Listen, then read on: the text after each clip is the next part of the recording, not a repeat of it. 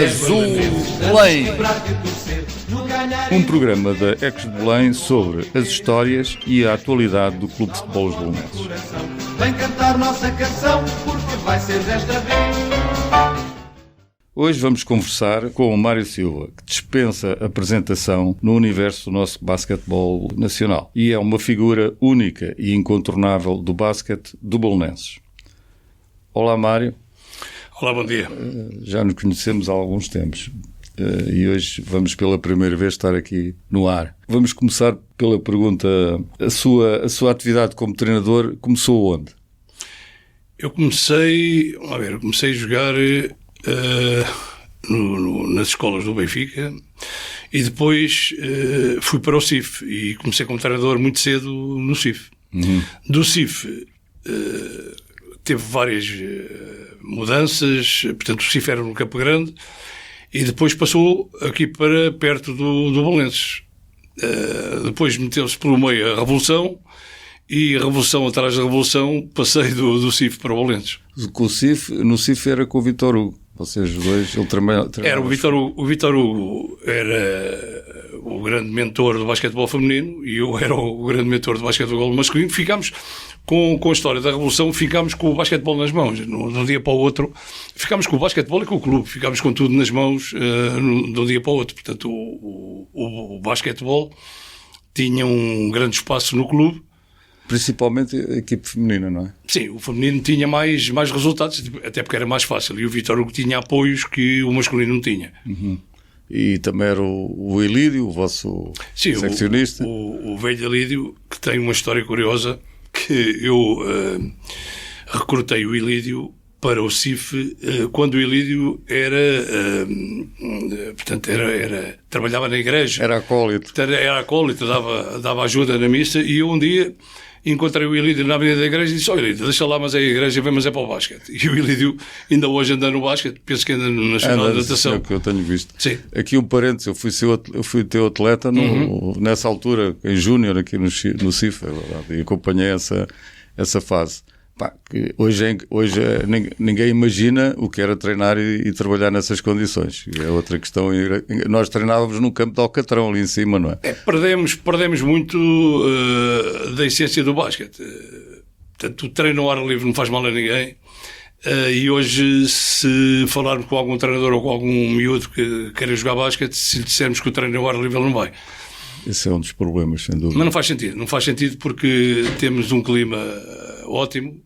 E basta olhar para a Espanha, que é a potência número 1 no basquetebol europeu. É sempre uma boa comparação. Fazem competições ao ar livre. As escolas, nem todas as escolas, como é óbvio, têm pavilhão. Em Espanha, apesar de ser um grande país, nem todas as escolas têm pavilhões e fazem as competições ao ar livre. Competições oficiais ao ar livre. Eu também toda a vida joguei no campo de cimento ao ar livre, de cimentinho. O Alcatrão é mais difícil, mas com o cimento vai-se lá muito facilmente. Eu se te contar, isso é mais antigo, se te contar que o campo do CIF no Campo Grande era terra batida, portanto eu aprendi a jogar basquete num campo de terra batida. Portanto, eu vejo fotografias mesmo dos jogos no Parque Mayer. Não é? Isso é mais para trás ainda, isso ainda era mais para trás. Portanto, o basquete nos anos 60, nos anos, eu nunca vi, ouvi a contar, portanto, era jogado no Parque Mayer. Pois, eu vejo fotografias. Depois passou do Parque Mayer para o Parque Eduardo VII, para o pavilhão que é agora o pavilhão Carlos Lopes, e só depois é que passou para o pavilhão da Ajuda. As condições hoje que exigem à prática são muito difíceis, porque também não há pavilhões para toda a gente, não é? E a grande luta então do Belenenses é essa, porque nós hoje em dia temos esse problema. Mas conforme vamos crescendo, depois não temos sítio, é difícil. É uma questão de mentalidade e há aqui uma contradição grande. O 3x3, que agora está muito na moda, é jogado como? O ar livre ou nos pavilhões? Pois, é ao ar livre, sem dúvida. Então porquê é que não treinam ao ar livre? Sim, eu estou de acordo. São exigências demasiado altas e que são desnecessárias, sem dúvida. Nesse percurso, chegaste ao Belenenses, em que ano é que foi? Recorda-me. 78 ou 79. Logo? 78, sim. Okay. A história do vir para Tiveste várias fases no Belém, pois. Sim, essa foi a primeira. Mas a história de eu ter vindo para o Belenenses tem a ver com uma coisa muito curiosa. Foi 79, 80. Eu sempre dei aulas em Vila Franca. E um dos meus alunos era o Lacerda, que é um fanático do Belenenses. Okay. E o Lacerda era meu aluno. Catequizou-te. Mas espera aí, o que é mais curioso é que o Lacerda morava aqui perto do bairro da Ajuda, aqui neste bairro aqui para cima de Caselas. Ia para Vila Franca? Não, veio, ele já dizia, nessa altura já não era meu aluno. Quando veio para aqui, para Caselas, já não era meu aluno. Uhum. Mas encontrou-me aqui e ele, como era todo do Belenenses, sabia deste problema do CIF e ele próprio é que fez a transferência de treinadores e jogadores para o Belenenses, boa hora, diga-se de passagem. E vocês tiveste lá 4 épocas, não foi? No Belenenses? Sim, nessa fase. Mais? Foram mais? Isso foi de 79 a 85, pá, foram quase 10 anos. Sim, e depois volto uma segunda vez. E nessa primeira fase, pulverizas os títulos da formação de uma fase inicial, não é? Eu diria que é histórico. Que sem dúvida. Nunca mais se vai repetir. É que não se repete no Belenenses e provavelmente não se vai repetir em lado nenhum. Portanto, o que é que eu fiz? Eu, quando saio do CIF para o Belenenses, o diretor era o Manuel Moreira. Uhum. E eu vim encontrar uma coisa no Belenenses que não era muito normal, que era ter dirigentes que não se metiam no trabalho dos treinadores. Portanto, o Manuel Moreira... Muito importante. Apoiavam só. Apoiava. O Manuel Moreira nunca me questionou de coisa nenhuma, só me perguntava, professor, o que é que precisa, e dentro das limitações do Belenenses, ele sempre procurou resolver os problemas. Mas nunca se meteu em nada que fosse do foro técnico. Isto é, eu comecei por fazer, eu diria, uma limpeza geral. Eu que cheguei ao Belenenses e a primeira coisa que disse foi, primeiro, sim senhor, eu venho treinar os séniores, mas quero treinar o escalão mais baixo de todos do Belenenses, os iniciados. Uhum. Porque eu, claro, estava a fazer um raciocínio a longo prazo, porque sabia que não ia obter resultados no primeiro ano, precisava de tempo para apresentar trabalho. E treinei iniciados e séniores. Uhum. E uma das coisas que fiz, e penso que foi o ponto focal desta ação, foi uma limpeza geral do que se passava ali no Belenenses. Portanto, como tinha carta branca, o que é que eu fiz? Comecei do zero com as pessoas da minha confiança, porque a pior coisa que tu podes fazer é trabalhar com pessoas que estejam com um pé dentro, um pé fora, gostam, não gostam, estão de acordo, não estão de acordo. Portanto, se tu és líder de um processo, és tu que vais liderar, tens que liderar com pessoas que sejam comprometidas, comprometidas de tua confiança. E foi a melhor coisa que fiz na minha vida. Portanto, fiz ali uma limpeza geral. Quem é que te acompanhou depois como treinador? Deves ter trazido do Fernando, não, curiosamente trouxe o Fernando Silva de Vila Franca. O Fernando Silva, que era eu diria que era um carola da modalidade, era a pessoa ideal para me acompanhar, porque eu sabia que ele era trabalhador e sobretudo, era honesto, que era o que me convinha ali para o Belenenses. Porque depois era tudo uma questão de trabalho. E estes resultados todos só aparecem porque eu, desde o primeiro dia, incuti nos jovens que tem que haver disciplina, tem que haver trabalho e temos que treinar mais e melhor que os outros todos. E então treinávamos de segunda a sexta e jogávamos ao fim de semana ininterruptamente, nas férias, durante o ano. Portanto, os resultados começam a aparecer e começam a aparecer de uma forma muito curiosa. Antes de começarem as competições, fomos convidados para um torneio no Montijo. A história do basquete do Belenenses, nessa altura, começa num torneio do Montijo. Uhum. Eu vou com as crianças, que eram crianças, eram jovens de 13 anos, 13, 14 anos, vamos ao torneio do Montijo, que era um campeonato nacional de iniciados. E, estranhamente, o Belenenses ganhou. Uhum. E, a partir dali, foi só acreditar e foi só trabalhar. Portanto, o segredo foi mesmo que, se trabalhares de manhã, à tarde e à noite, de forma empenhada, com pessoas empenhadas, tens sempre bons resultados. E os resultados foram, de facto, espetaculares. Vocês ganharam em todas as categorias, não é? Não dá, repara... São 7 títulos que eu contasse. Nós ganhámos tanta coisa que até eu próprio, que sou o mentor, tenho dificuldades às vezes em recordar, e hoje de manhã, antes de vir para aqui, tive a cuidado de ir aos meus livros, fazer um apanhado. Realmente é tanta coisa que isto é impossível. O que nós conseguimos é o impossível. Começámos em 79, na época 79, 80, até 83, 84, ganhámos tudo. Ganhámos tudo. Campeonatos regionais, campeonatos nacionais. Não é campeonatos regionais. Campeonatos regionais é fácil ganhar. O difícil fácil, quer dizer, é relativamente fácil. O difícil é ganhar campeonatos nacionais. Portanto, só perdemos com o Algés o primeiro campeonato regional de iniciados, em que perdemos por 2 pontos com o Algés, não sei como, e a partir dali... Tudo... Falta de hábito de ir às finais, que isso também não, tem que foi a primeira vez. Sim, a partir dali ganhámos os campeonatos regionais e os campeonatos nacionais. Mas ganhámos com... Portanto, sim, eu vejo os resultados, é a diferença de 50 normalmente. Não é diferença de 50, há coisas que eu nem eu acredito. Eu olho para os números e nem eu acredito. Hoje, quando chegamos aos 100 pontos, fazemos uma festa. Aquelas equipes, normalmente, a festa era dos outros abaixo de 100. Então, pois, quando chegava aos 100 era milagre. Na época de 80 e 81, eu tenho aqui 3 números que eu digo assim, mas como é que foi possível isto? Nós marcámos 196 pontos com o Lusitano, 159 com o Olhanense e 184 com o Santarém. Isto na época de 80 e 81. E em categoria já em... Este era um campeonato nacional de sub-14. Já é um campeonato nacional. Sub-16. Sub-16. Depois há pior, em 81 e 82, chegámos a 224 pontos contra o Chamusca, 203 com o Caldas e 209 com o Lusitano. Eu tenho na imagem um jogo com uma destas equipas, penso que era o Olhanense, em que eu não sei se chegámos aos 98, se chegámos aos 198, já nem sei, se estivemos perto dos 200 ou dos 100. Sei que ficámos ali naquele limite dos 198. O jogo acabou e o que é curioso é que o que seria previsível é que fossem os meninos do Valença aos saltos. Não. Quem estava aos saltos era o adversário, porque não tinha chegado àquela marca redonda. Exato. E os meus saíram com um ar muito, muito aborrecido. Mas isto é assim, podemos analisar os resultados dizendo que é antipedagógico. É a discussão da competição. Não, antipedagógico é não treinar. Pois. Antipedagógico é não ensinar.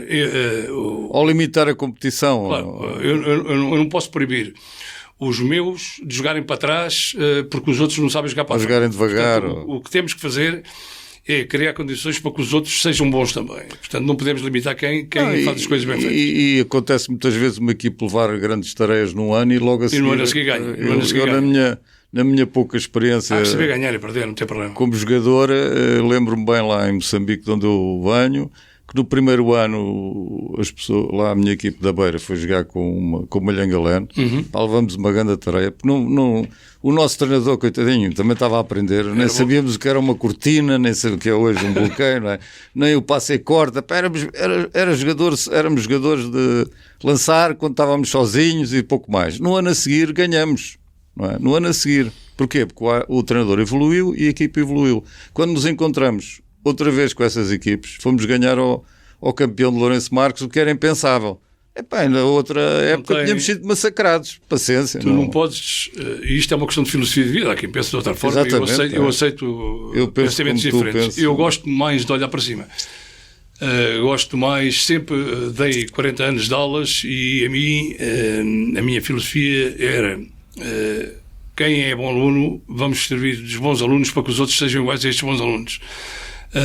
Sempre fiz um grande esforço para puxar os que eram mais fracos para cima e não puxar os de cima para baixo. Portanto, acho que não faz solução. Depois desta fase do Belenenses, tiveste um percurso como treinador de outras equipes, como o clube do nosso grande amigo, o Seixal. Do Engenheiro, que é outra referência do basquete, que nós respeitamos muito e gostamos. E estiveste onde mais? Estrelas da Avenida. Estive no Cabo, estive no Imortal, estive no Leiria Basquete e para aí afora. E estive no Sporting também. No Sporting também, pois. O que é um dado curioso, que eu sou um benfiquista. Exatamente. Toda a gente identifica e não passas despercebido. Fui treinador de Sporting. Mas quando toca a basquete também és belenenses, sei que és, que sofres com as nossas amarguras, que são muitas, não é? Foram muitas. Tu passaste também um período, foste o primeiro treinador na Liga, não é? E iniciaste essa fase difícil, que é a experiência de uma Liga que na altura era muito forte, era inexplicavelmente forte para o que depois sucedeu. E qual é a tua, hoje em dia, numa retrospectiva já muito distanciada, o que é que achas que se passou naquela fase inicial que não correu tão bem como nós gostávamos? Não correu bem porque era impossível correr bem. Eu acho que... Se fosse hoje, como é que tu farias? Pois já não tinha vindo para o Valência. Porque... Ou então tinhas exigido outras condições? Não adiantava exigir porque não havia. Não havia. O que aconteceu foi que aquela regra que se diz não voltes ao sítio onde foste feliz, eu cometi o erro de voltar. Eu não devia ter voltado, porque eu venho encontrar um Belenenses diferente, gente diferente. Temos que falar claramente que eu vinha habituado ao Manuel Moreira, vinha habituado ao Cássio Rosa, ao Trindade, e não era a mesma coisa. Não era a mesma coisa. Era outra fase. É outra forma de encarar o Belenenses, e é assim, não que os dirigentes não tivessem direito a exigir e a querer um Belenenses, só que o problema tem que dar condições. E eu vou-te recordar... Eu fui testemunha, sei que tu cedeste, tu aliás nem discutiste, acho que por isso é que eu te faço essa pergunta. Aceitaste as condições que te deram? Aceitei porque... E até deu-se a circunstância de termos um bósnio e um sérvio ao mesmo tempo em que os países andavam em guerra. E não foste tu que contrataste. Não.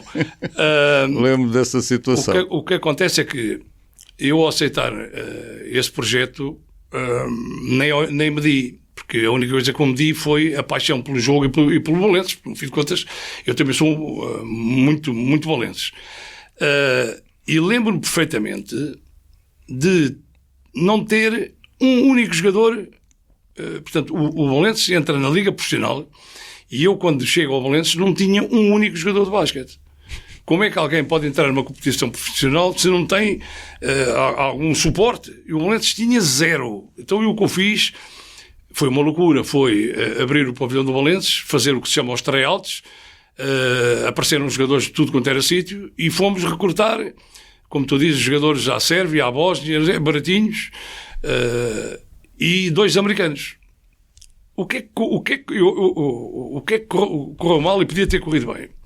Podia ter corrido bem se tivéssemos balizado os objetivos, isto é, se os dirigentes do Belenenses têm percebido que não tinham dinheiro, não tinham condições, iam-se meter numa aventura de um campeonato super profissional. Naquela altura estava no patamar já. Super profissional. E o Belenenses não tinha dinheiro, eu diria, para mandar cantar um cego. Com 12 equipes, 14 depois. E o que é que acontece? Onde é que este processo não vai a bom porto?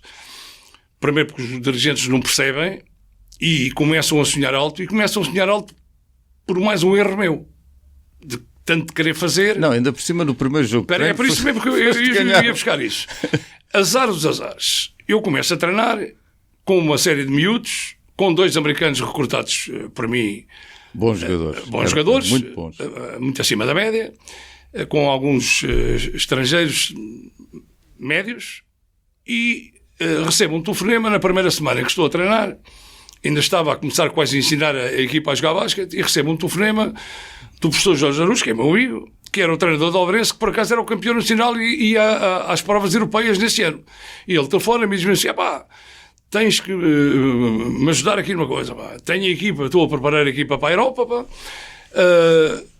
estás a treinar o Belenenses, vamos fazer um jogo de apresentação Belenenses-Alvarense. E foi lá. Não foi cá, foi aqui no Restelo. Eu estava de férias. Belenenses-Alvarense. E eu disse: professor, você deve estar maluco. Então, quer dizer, eu entrei no Belenenses, estou a formar uma equipa a partir do 0, e você quer que eu vá jogar com o campeão nacional? Mas, quer dizer, eu não estou louco. Não, isto é princípio da época, vem lá, vai. E eu fui.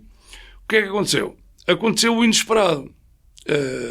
Nós jogámos de tal forma que nunca mais conseguimos jogar àquele nível. Ganhámos ao Alvarense e o americano do Belenenses, o pequeno, o Justin Bailey, meteu 64 pontos. Ora bem, o que é que deu? Deu que os dirigentes do Belenenses, naquela euforia, começaram a olhar para cima. A tropeção foi grande, como é evidente. Pois, foi uma época muito difícil. Muito complicado. Mas eu o que retenho dessa caminhada na Liga é que o que faltou ao basquete, não só do Belenenses, mas ao basquete nacional, e acho que é um dos grandes motivos para o desaparecimento da Liga, é que tudo era profissional, menos os dirigentes. Menos as pessoas que estavam à volta das equipes. Isso é impossível uma equipe funcionar ou uma competição funcionar com dirigentes que o grande e último argumento que tem é que eu não preciso disto para nada. Pois esse é o problema. Para aquilo ser levado, não era o caso, não é? Os dirigentes da altura não se desculpariam com isso, mas a filosofia é essa. É que somos pro bono, como dirigentes, e tudo o que fazemos chega. E eu acho que esse é o grande problema. A Liga, para mim, colapsa por isso. Porque se tivesse pessoas em todos os clubes que vivessem daquilo, que tivessem que pegar nas pernas e que também não lhes tirassem o tapete a todo momento com essa questão, tu trabalhas gratuito, por isso o teu trabalho não é grande coisa. Não, tem que ser... Isso é o que falta ainda hoje. Tem que ser um modelo profissional em que ganham todos e perdem todos. Quando perde a equipa toda. Perde o treinador, perde o dirigente, perde os jogadores. Perde mesmo em todos os valores. E quando é despedido do treinador, vai do dirigente também. Essa é a minha ideia. Se um treinador é despedido, é porque a contratação foi mal feita, o diretor deve ir com ele, acho eu que é assim, não? Pois, mas hoje os tempos são outros, hoje já há diretores profissionais, portanto, os clubes organizados... Em todos, não? Não, já nos mais fortes? Benfica, Sporting e... Mas Guimarães, se calhar... Há 3 ou 4 onde os dirigentes são profissionais, portanto, o dirigente... Já começa a haver A equipa ganha, o dirigente ganha, a equipa perde, o dirigente perdeu também. Portanto, o Belenenses não estava minimamente preparado para essa aventura, e eu acho que... portanto, cometi esse erro. Voltei atrás quando devia ter ficado quieto. Mas é assim. É assim, faz parte do percurso. Faz parte do processo. Mas também estiver sempre muito ligado ao Seixal, não é? Que é outro clube também do basquete. O Seixal é o Belenenses da outra banda. É um núcleo muito pequeno, mas que resiste. É quase uma ilha. São os únicos que resistem ao Barreirense, que não são absorvidos, não é? É uma comunidade curiosa, porque é uma comunidade que vive à volta do clube, toda a gente se conhece, portanto, e toda a gente contribui para o mesmo. Portanto, foi dos clubes que, efetivamente, eu costumo dizer, passei por muitos sítios, os sítios onde mais gostei de estar foi no Valência e foi mesmo no Seixal. Fica já aqui também, nós vamos tentar este ano fazer um torneio com o nome do nosso amigo Silveira, que era uma figura, era um personagem. O Silveira era a alma do Seixal. Sim, é curioso, para a gente ver como os tempos eram diferentes. Eu entro sempre para o Seixal para substituir o Silveira, e quem me indicava para o Seixal era o Silveira. Era o próprio Silveira. Silveira era um personagem interessantíssimo e que sabia muito de basquete. Claro. Outra coisa que fica já aqui também assumida é que a Ecos de Belém, a propósito daquela vossa equipe, vai fazer os possíveis por juntar essa gente toda em qualquer... Ainda não sei o que é que vamos fazer, mas queríamos deixar aqui o convite para mobilizares o pessoal, para fazer ainda esta época um encontro para dar a conhecer. Sabes que neste momento nós estamos com mais de 200 atletas e o Belenenses hoje em dia, face a esta nova realidade de muitas equipes e de um pavilhão só, é uma comunidade muito dispersa, o basquete. Há pessoas que raramente se encontram e não fazem ideia sequer das atividades da própria secção. Já não era o que estávamos a falar aqui antes, não é? E de maneira que momentos como este, em que nós consigamos dar a conhecer e reforçar os laços entre as pessoas, são fundamentais nisso. Esse grupo... Está lançado o convite, está bem, Mário? Sem problema. Esse grupo de jovens que teve sucesso em termos desportivos teve sucesso em termos sociais. Nas carreiras. Portanto, um dos orgulhos que tenho, e sei o trabalho que fiz, porque olho para o passado, mas só tenho coisas positivas no Belenenses. Porquê? Porque esses miúdos, grande parte dos miúdos eram pobres, os miúdos que vinham ali do CIF eram miúdos pobres, grande parte deles eram da Casa Pia, e a Casa Pia veio-me sempre à cabeça. Nós passámos aqui os dias na altura das grandes confusões da Casa Pia, e eu saía dos treinos do Belenenses às vezes com a minha mulher e víamos coisas que eu dizia assim, mas o que é que está aqui a passar? Antes ainda dos problemas serem conhecidos. Era visível ver carros e em relação a isso, os nossos miúdos da Casa Pia passaram ao lado de tudo isso, porque tinham treinos todos os dias e tornaram-se homens de sucesso. Portanto, hoje tens nesse grupo, ainda há pouco fiz um apanhado, tens advogados, engenheiros, empresários, portanto, professores de educação física, pessoas que tiveram tudo malta que teve profissional. Sucesso profissional e teve sucesso também no basquete, porque desse grupo vieram desde os 14 anos até aos séniores, desse grupo 4 ou 5 jogaram na liga profissional, a alto nível. O Orlando, nomeadamente. O Orlando, o JJ, pois. o Jorge, o Rui, portanto, uma série deles. Ok.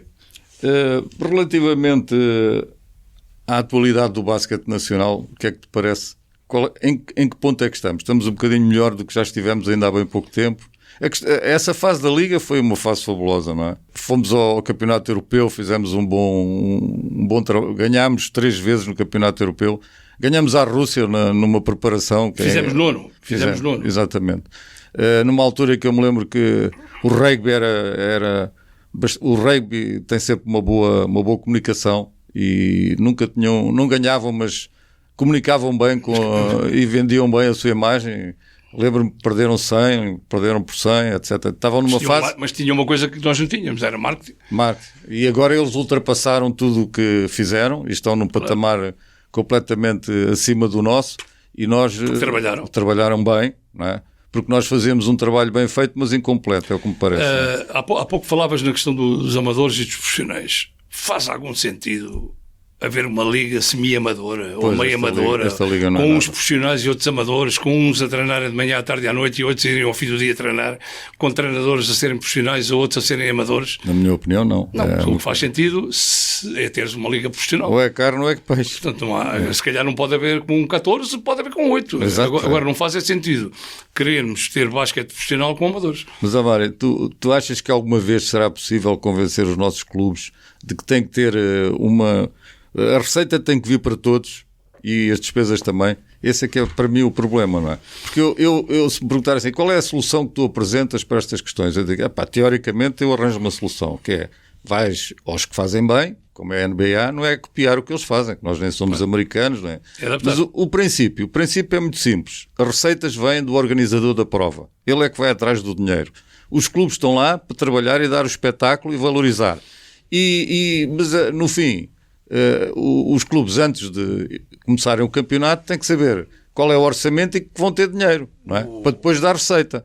Porque se cada um vai à procura do seu orçamento sozinho, eu nem sei como é que os outros clubes arranjam tanto dinheiro. O papel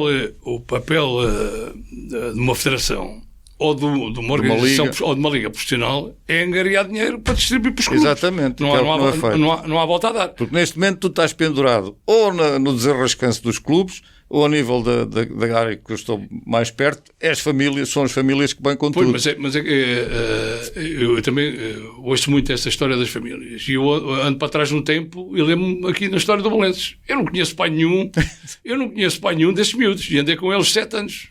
Não tenho ideia de algum dia... O clube funcionava. O clube não precisava... Nem ninguém pagava. Ninguém pagava. Os equipamentos eram lavadinhos, entregues lá no treino. Claro. Os pais não interferiam em coisa nenhuma porque não pagavam. Portanto, eu tenho ideia de ver pais à distância, de me dizerem adeus à distância, porque provavelmente não falei com nenhum. Sim. Eu acho que essa é a grande questão. Hoje em dia, os clubes na formação estão pendurados nas famílias, não investem. Porquê? Porque não têm recursos. Mas porque é que ninguém se junta e vai à procura? Porque esse é mesmo para treinadores de séniores, não é? O que é que acontece em muitas equipes? Vamos à procura das soluções mais barato. Ora bem, o barato é caro. E por vezes os clubes deviam estar mais atentos. Mas é um problema que eu estou convencido que é mesmo nacional. Porque os ditos grandes têm uma forma de se financiarem que, se fosse uma atividade normal, estavam todos fechados. Quer receitas extraordinárias. Se tiver uma empresa e disser a alguém que eu sobrevivo porque tenho receitas extraordinárias, o tipo diz-me assim, então estás falido, fecha a empresa. Fecha a loja. Mas isso não acontece. É tipo BES. Um dia há de acontecer, é o que eu penso. Agora, ninguém põe em cima da mesa a discussão do financiamento. É a minha experiência de clube. E até de secção, às vezes. É dizer assim, vamos lá discutir este assunto. Ninguém toca nesse ponto. Esse é o problema. Estamos a acabar, parece-me. Deixa-me acabar da minha parte, gostava de acabar lendo um escrito que me mandaram no dia que eu fiz anos. Obviamente, eu tenho muitas medalhas, muitas taças, muitos cumprimentos, mas gostei mais desta medalha que foi escrita por um desses jogadores dessa equipe que se estava a referir a mim e dizia-me assim, isto tem a ver com Valenços. Isto é para mim. Estava muito à frente, era eu que estava muito à frente, no treino físico, na componente tática, na leitura do jogo, enfim. Tínhamos um manancial incrível de soluções defensivas e ofensivas, jogávamos de olhos fechados e até com ele na bancada. E contam-se pelos dedos das mãos as vezes em que fomos derrotados a nível regional e nacional nos anos de formação. Ganhámos 4 campeonatos regionais, 3 campeonatos nacionais, que já referimos aqui. Muitas vezes enchemos o pavilhão do Restelo. Até o filósofo Manuel Sérgio foi um dia ao balneário e disse-nos: olha, disseram-me que se eu quisesse ver um bom jogo de basquete, viesse ver esta equipa do Belenenses. Não me enganaram. Vocês são realmente extraordinários. Eu, com isto, concluo aqui a minha... Fechas a loja. Ok. A conversa foi interessante. Ainda havemos de nos encontrar aqui mais vezes e então vamos levar à frente essa... Da minha parte é um orgulho. Ok, e também teremos muito gosto em apresentar aos atuais jogadores do Belenenses para terem uma consciência de onde estão metidos, que às vezes as pessoas também não percebem. Não fazem ideia. Não. Tá bom. Obrigado, Mário. Tá. Obrigado, Mário. Estivemos à conversa hoje com Mário Silva. Fiquem atentos ao próximo episódio do Azul Belém.